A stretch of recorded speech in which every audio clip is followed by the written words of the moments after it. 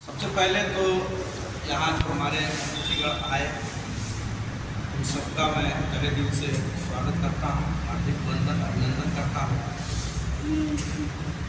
और जो हमारे पत्रकार साथी इतनी देर से और सभी को सुने एक दूसरे को, उन सबका भी हार्दिक वंदन अभिनंदन स्वागत करता हूँ। साथियों, हम लोग आज इकट्ठा हुए हैं, इसलिए इकट्ठा हुए हैं कि हम सभी कहीं ना कहीं किसी न किसी समस्याओं से पीड़ित हैं और उस पीड़ा को ख़त्म करने के लिए, उस पीड़ा को समाप्त करने के लिए एक संगठन का गठन किया गया। क्या किया गया? एक संगठन का गठन किया गया। इसलिए गठन किया गया कि हम अकेले किसी लड़ाई को लड़ रहे हैं, हम अकेले, हम पत्रकारिता करते हैं, हम फील्ड में जाते हैं, हम दरोगा के खिलाफ लिखते हैं, हम डीएम के खिलाफ लिखते हैं, हम एसपी के खिलाफ लिखते हैं, हम तमाम लोगों के खिलाफ लिखते हैं। उन्हें लगता है कि हम उनके खिलाफ लिखते हैं, लेकिन हम क्या करते हैं? हम सच्चाई को दिखाते हैं और सच्चाई को लिखते हैं। हम किसी के खिलाफ नहीं लिखते हैं। उन्हें लगता है कि वो मेरे खिलाफ लिखते हैं। तो अगर उन्हें लगता है कि वो मेरे खिलाफ लिखते हैं तो मेरी कलम, मेरी लेखनी, मैं पत्रकारिता में इसीलिए इस फील्ड में आया हूँ, मैं इसीलिए इस फील्ड में घूम रहा हूँ कि मैं गलत नहीं होने दूंगा, मैं अन्याय नहीं होने दूंगा। मैं जो है गलत के खिलाफ हमेशा मेरी लेखनी चलेगी, हमेशा मेरी कलम चलेगी और हमेशा मैं खिलाफ में लिखते रहूँगा। आप चाहे मेरी हत्या कर दीजिए, आप चाहे मेरी जान ले लीजिए, और ये प्रमाण भी है कि बलिया में पत्रकार की हत्या हो गई। बलिया में अभी इधर जो है हाई स्कूल इंटर का एग्ज़ाम चल रहा था। पत्रकार जो है वहाँ हो रहे नकल को उजागर करने का काम किया तो उसे जेल भेज दिया गया। बड़े बैनर का पत्रकार था, अमर उजाला का पत्रकार था, जिसके लिए यही संगठन, हम ही सब एक साथ खड़े होकर और जब झटे तो मुकदमा वापस करना पड़ा। साथियों, ये सही बात है। अभी उमेश जी ने कहा, संजय जी ने अभी कहा कि निर्भीक पत्रकारिता, वास्तव में निर्भीक पत्रकारिता करनी पड़ेगी।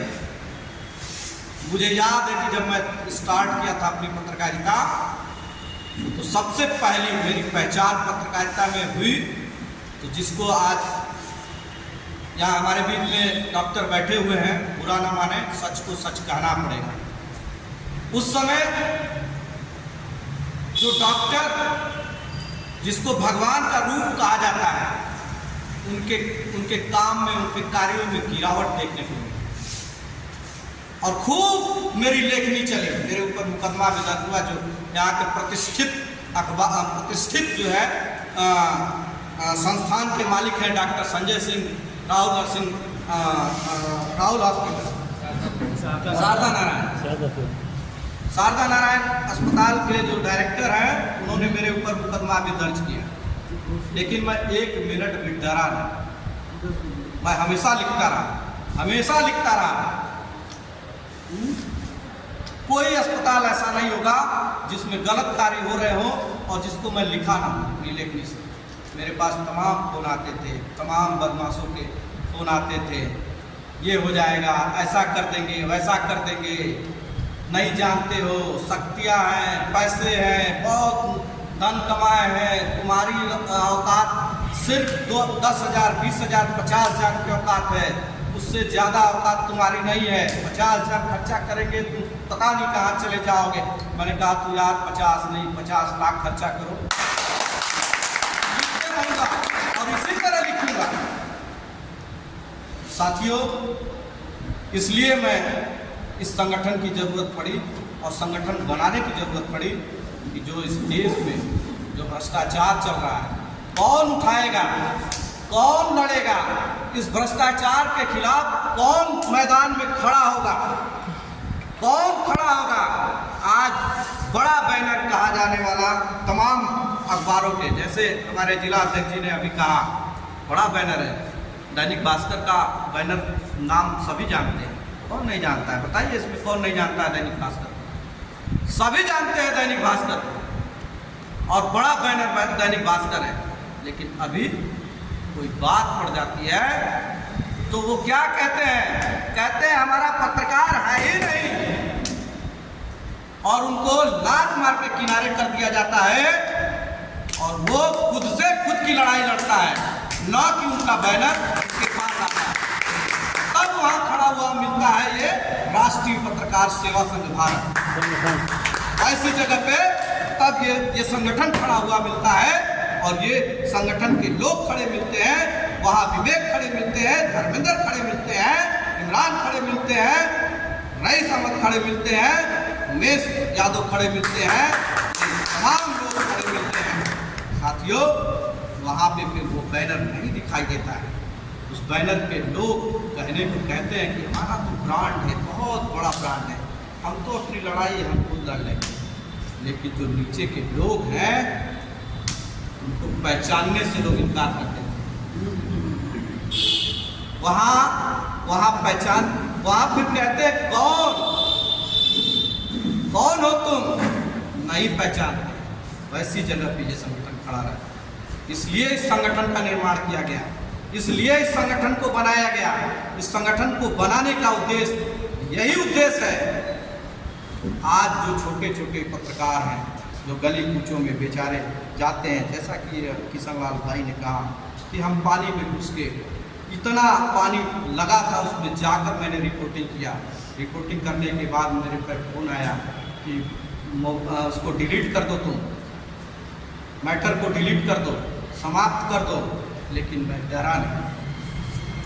तो ऐसे भाई का सलाम करता हूँ कि ऐसा भाई, और तुमको डरने की जरूरत नहीं है। अब तुम राष्ट्रीय पत्रकार सेवा संघ भारत के साथ जुड़ गए और कहीं डरने की कोई जरूरत नहीं। मैं आपसे कहता हूँ, अभी भाई ने कहा आध्यात्मिक बातें की, बड़ा लंबी आध्यात्मिक बातें कहा।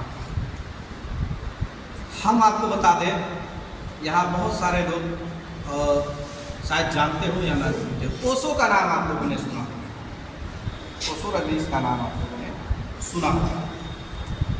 ओशो जैसे व्यक्ति की जान बचाने वाला पत्रकार, यही पत्रकार जो पत्रकारिता करता है।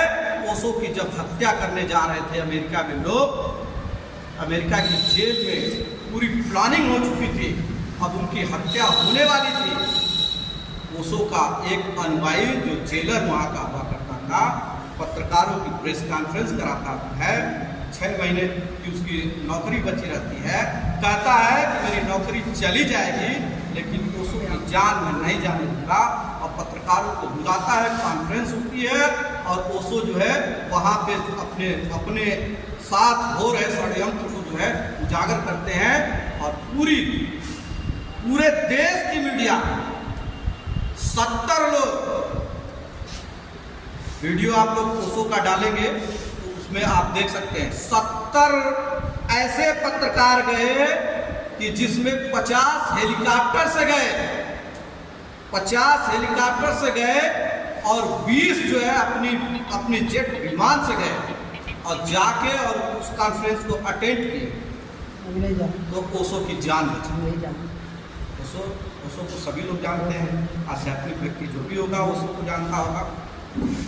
ओशो ने जो है पूरे विश्व में लगभग 200 से ऊपर देशों में जाकर अपना जो है धर्म का प्रचार किया, और तमाम धार्मिक रसपान लोगों को कराया, और ओशो के अनुयायी लगभग 200 देशों में रहे। तो ये पत्रकारिता थी, और देश और राष्ट्र के लिए पत्रकारिता हुआ करती थी। देश और राष्ट्र के लिए पत्रकारिता लोग करते थे। जो पत्रकार अपने देश और राष्ट्र के प्रति वफादार और ईमानदार नहीं होगा, वो पत्रकार कभी नहीं हो सकता। साथियों, वो पत्रकार कभी नहीं हो सकता।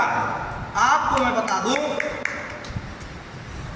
देश के प्रति और राष्ट्र के प्रति आज हमारे देश की आज़ादी में, हमारे देश की आज़ादी में पत्रकारों की बहुत अहम भूमिका रही है। अपनी लेखनी से लिख के लोगों तक अपनी बात को पहुंचाते थे।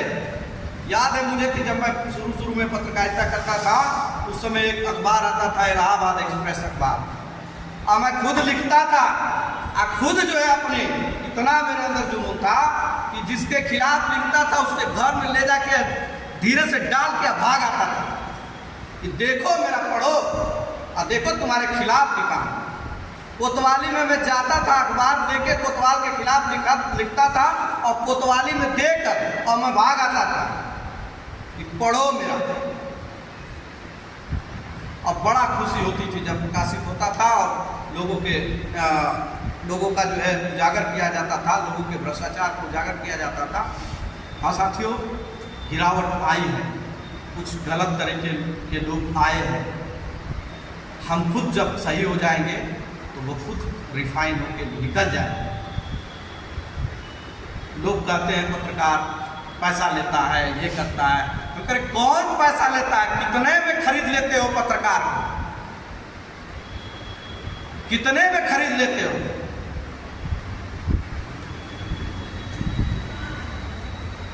साथियों, बहुत तरह की बातें आती हैं सामने, बहुत झंझावतों को सहता है पत्रकार, बहुत कुछ जो है लोगों के उपहास सुनता है। लोग कहते हैं तो 2 कौड़ी का है, अपनी तरफ नहीं देखते हैं कि वो क्या है, स्वयं क्या है। उसको तो 2 कौड़ी का बोलते हैं, वो स्वयं क्या है? स्वयं क्या है? स्वयं वो चोर है, स्वयं वो बेईमान है, स्वयं वो भ्रष्टाचारी है।